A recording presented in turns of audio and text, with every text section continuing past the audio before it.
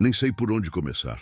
Juro que tentei esquecer, mas toda vez que abro o Tinder, parece que aquelas fotos ainda me observam. Até hoje não sei se foi um pesadelo coletivo, uma pegadinha do destino ou algo pior. Mas vou contar, porque talvez alguém aí precise ouvir isso antes de dar match com o desconhecido. Era agosto de 2022 e eu estava há 3 meses morando em São João das Águas Mortas, uma cidadezinha no interior de Minas Gerais. Trabalhava remoto e achava que a tranquilidade do lugar seria boa para minha ansiedade. Que engano! A cidade era cercada por riachos turvos e matas fechadas, e os moradores mais velhos viviam murmurando sobre a Mulher do Rio, uma lenda local que ninguém explicava direito.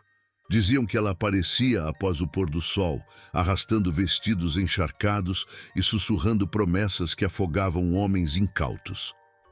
Claro, eu ri. Até aquele dia. Foi num sábado abafado, com o cheiro de terra molhada entrando pela janela. Abri o Tinder por tédio e vi um perfil chamado Maria das Águas. A foto era de uma mulher de cabelos negros e olhos claros, quase translúcidos, como os de um gato. A bio dizia apenas: procuro alguém que não tema a profundidade. Não havia outras fotos, mas dei match. Ela estava a 2 quilômetros. A conversa começou normal. Ela perguntou se eu gostava de nadar e eu respondi que sim, brincando que o rio da cidade parecia assustador. Ela respondeu: assustador é o que está por trás das aparências. Ignorei o tom estranho. Combinamos de nos encontrar no velho pier de madeira, à margem do rio. Na hora do encontro, o clima mudou. O ar ficou frio de repente e um cheiro de algas podres impregnou tudo. Ela chegou vestindo um vestido branco, simples, mas molhado, como se tivesse acabado de sair d'água. Seus pés estavam descalços, sujos de lama, e quando sorriu, notei que seus dentes eram levemente azulados, como ossos velhos. Durante o papo, ela evitava falar de si. Em vez disso, fazia perguntas invasivas. Você já traiu alguém? Sente culpa por coisas do passado? Seus olhos não piscavam. Ouvi barulhos estranhos vindo do rio, algo entre arrastos e gemidos, mas ela disse que era apenas o vento. Quando me despedi, ela segurou meu pulso com uma força desumana. Sua mão estava gelada, a pele grudenta, como a de um peixe. Volte amanhã. Precisamos conversar sobre o que você esconde, sussurrou. Corri para casa, convencido de que era uma louca. Naquela noite, acordei com o som de gotas caindo no meu quarto. A janela estava fechada, mas o chão estava encharcado. No espelho do guarda-roupa, vi uma mancha de água formando palavras. Eu vi você. No dia seguinte, voltei ao pier, movido por uma curiosidade doentia. Encontrei uma velha da cidade, Dona Marta, que vendia ervas na feira. Ela me olhou com horror. Você tá com cheiro dela. Fuja, menino. A mulher do rio não perdoa. Ela afoga os homens nas próprias mentiras. Ignorei o aviso. À noite, Maria estava lá, mais pálida, com o vestido agora coberto de limo. Você mentiu sobre quem é, ela disse. E então, o rio começou a ferver. Das águas saíram mãos pequenas, infantis, agarrando meus tornozelos. Maria se aproximou e seus olhos brilharam como faróis submersos. Vamos nos lavar juntos, sussurrou, enquanto a água subia até meu peito. Acordei na margem, sozinho, com marcas de dedos em meus pulsos. O perfil dela havia sumido e ninguém na cidade lembrava de uma Maria das Águas. Mas até hoje, quando chove, ouço passos molhados no corredor e o Tinder notifica um novo like às 3 horas da manhã. Eu nunca abro. Nunca contei isso para ninguém, mas chegou a hora de falar sobre o que aconteceu. Eu não sei se foi real, se foi um pesadelo ou se eu simplesmente enlouqueci naquela noite. Mas uma coisa é certa. Desde então, não consigo mais usar o Tinder. Até mesmo olhar para o ícone do app me dá arrepios. Tudo começou em uma cidadezinha do interior, chamada São Tomé das Letras. Você já deve ter ouvido falar desse lugar, né? É famoso por ser um ponto místico, cheio de histórias, espíritos e outras coisas que a gente não consegue explicar. Eu estava lá a trabalho, fazendo uma reportagem sobre o turismo místico da região. Como era uma cidade pequena, não tinha muita gente por perto, e o sinal do celular era uma piada. Mas, como todo bom solteiro desesperado, eu ainda dava uma olhada no Tinder de vez em quando, só para ver se aparecia alguma alma caridosa para me fazer companhia. Foi numa dessas que eu dei match com uma garota chamada Clara. Ela era linda, de um jeito quase irreal. Cabelos longos e escuros, olhos verdes que pareciam brilhar mesmo na foto, e um sorriso que me deixou sem reação. A bio dela era simples, apaixonada por histórias e lugares antigos. Adoro uma boa conversa à luz de velas. Parecia perfeita, sabe? Aquele tipo de pessoa que você imagina sentada ao seu lado numa varanda, tomando um vinho e falando sobre a vida. A gente começou a conversar e ela era incrivelmente charmosa. Sabia de tudo, desde as lendas locais até os melhores lugares para ver o pôr do sol. Ela me contou que morava numa casa antiga, na beira da mata, e que adorava receber visitas. Você deveria vir aqui hoje à noite, ela disse. Tem uma história que vai te surpreender. Eu não vou mentir, fiquei tentado, mas ao mesmo tempo algo me incomodava. Não sei explicar o quê.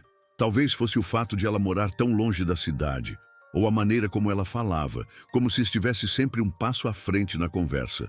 Mas no final, a curiosidade falou mais alto. Eu precisava de uma boa história para a reportagem, e ela parecia ser a pessoa certa. Cheguei na casa dela por volta das 21 horas. O lugar era exatamente como ela tinha descrito. Uma casa antiga, de madeira escura, cercada por árvores altas e sinuosas. O vento soprava forte, fazendo as folhas sussurrarem como se estivessem contando segredos. A luz da lua batia no telhado, criando sombras que pareciam se mover sozinhas. Eu senti um frio na espinha, mas ignorei. É só o clima do lugar, pensei. Clara me recebeu na porta, vestindo um vestido branco que parecia brilhar no escuro. Ela sorriu, mas algo naquele sorriso me deixou desconfortável. Era como se ela estivesse feliz por eu ter ido, mas não da maneira que eu esperava. Ela me levou para a sala, onde havia várias velas acesas. O cheiro de cera queimada era forte, quase sufocante. A conversa começou normal. Ela me contou sobre a história da cidade, sobre as lendas de fantasmas e aparições, mas, aos poucos, o tom dela foi mudando. Ela começou a falar sobre coisas mais sombrias, sobre pessoas que desapareceram na região, sobre rituais antigos que ainda eram praticados nas matas. Eu ri, tentando disfarçar o desconforto, mas ela não parecia estar brincando. Você acredita em almas perdidas? Ela me perguntou, fixando os olhos em mim. Eu engoli seco. Depende do que você quer dizer com almas perdidas, eu respondi, tentando manter a leveza. Ela sorriu de novo, mas dessa vez não havia nada de reconfortante naquele sorriso. Almas que não conseguem descansar, ela disse. Almas que precisam de ajuda para encontrar o caminho de volta. Foi aí que as coisas começaram a ficar estranhas. As velas começaram a piscar, como se alguém estivesse soprando elas, mas não havia vento dentro da casa. O ar ficou pesado e eu senti uma pressão no peito, como se algo estivesse me observando. Clara continuou falando, mas a voz dela parecia vir de longe, como um eco.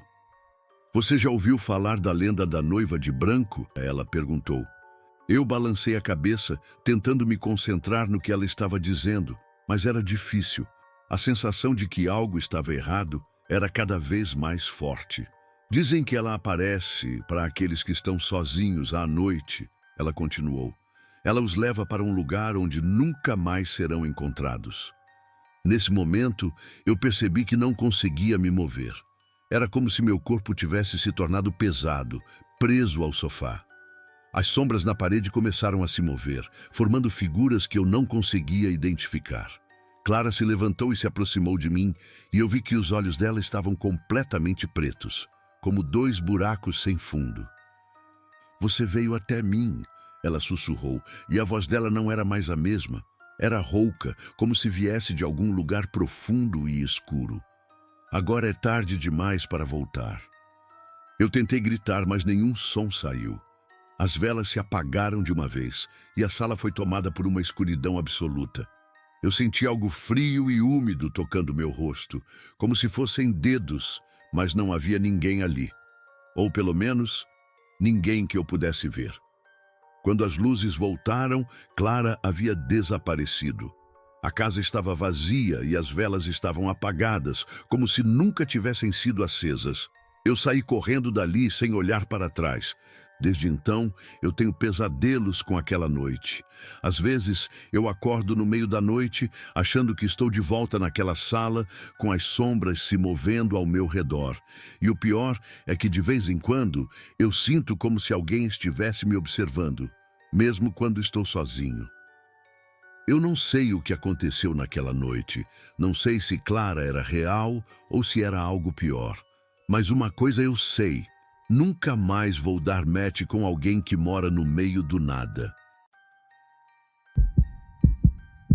Nunca pensei que um aplicativo de namoro pudesse me levar a algo assim. Sempre fui cético com histórias de terror, mas o que vivi há alguns meses me fez questionar tudo. Até hoje, quando lembro daquela noite, sinto meu corpo inteiro se arrepiar.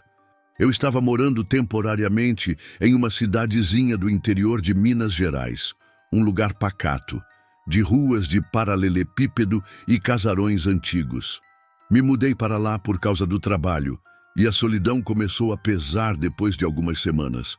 Foi assim que acabei baixando o Tinder. Eu não esperava muito, só queria conhecer alguém, sair um pouco da rotina. Depois de algumas conversas sem graça, apareceu um perfil que me chamou a atenção.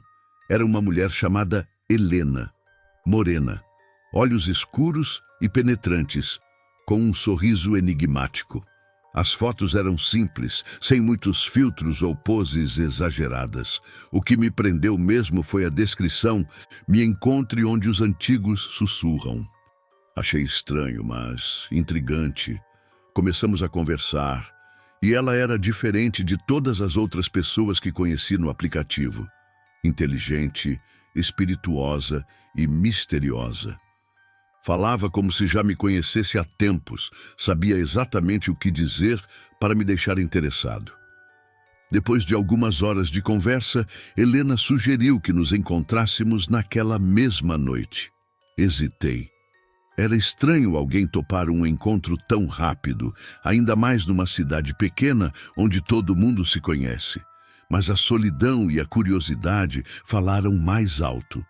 Ela me mandou um endereço e disse apenas: "Não se atrase." O lugar ficava nos arredores da cidade, perto de uma capela abandonada que eu já tinha visto de longe, mas nunca visitado. Os moradores evitavam aquela área.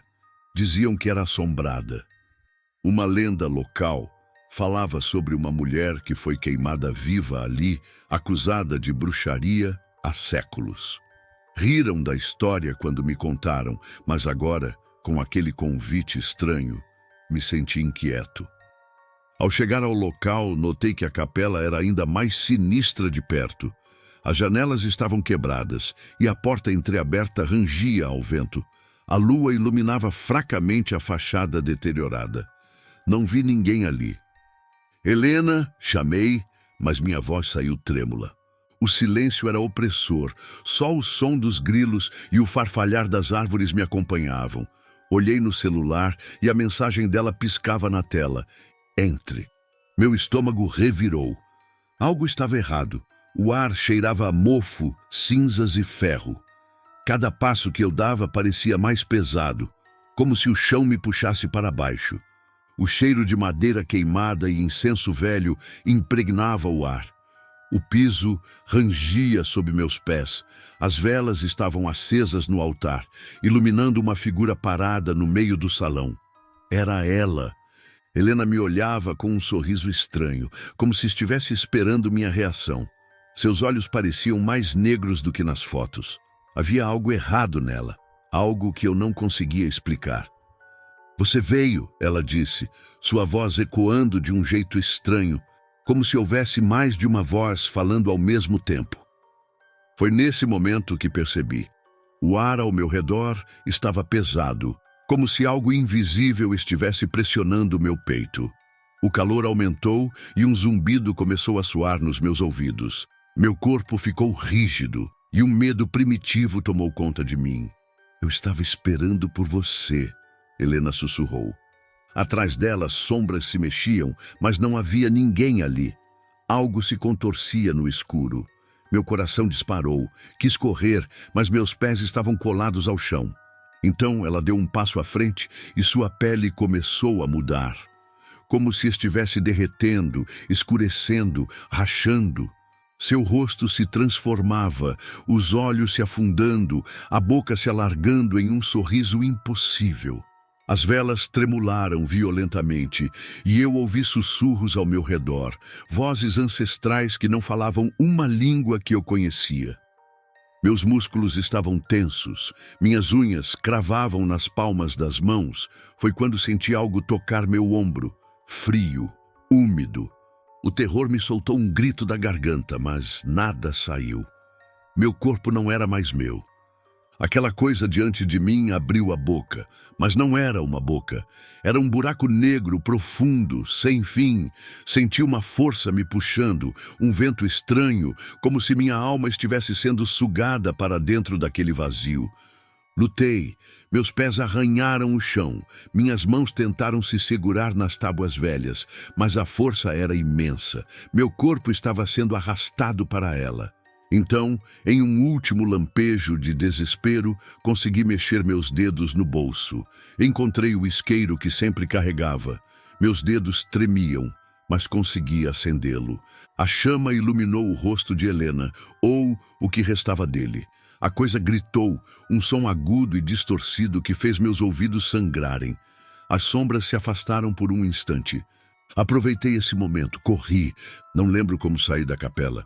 Minha memória é um borrão de passos desesperados, gritos abafados e aquela sensação de que algo ainda tentava me puxar de volta. Quando cheguei ao carro e olhei pelo retrovisor, ela ainda estava lá. Mas agora, seus olhos não eram olhos. Eram fendas de puro vazio e um sorriso impossível se alargava pelo rosto. Faz meses que isso aconteceu, mas ainda acordo no meio da noite, sentindo aquele peso no peito, ouvindo os sussurros. E às vezes, quando olho no espelho, juro que vejo aqueles olhos negros me observando.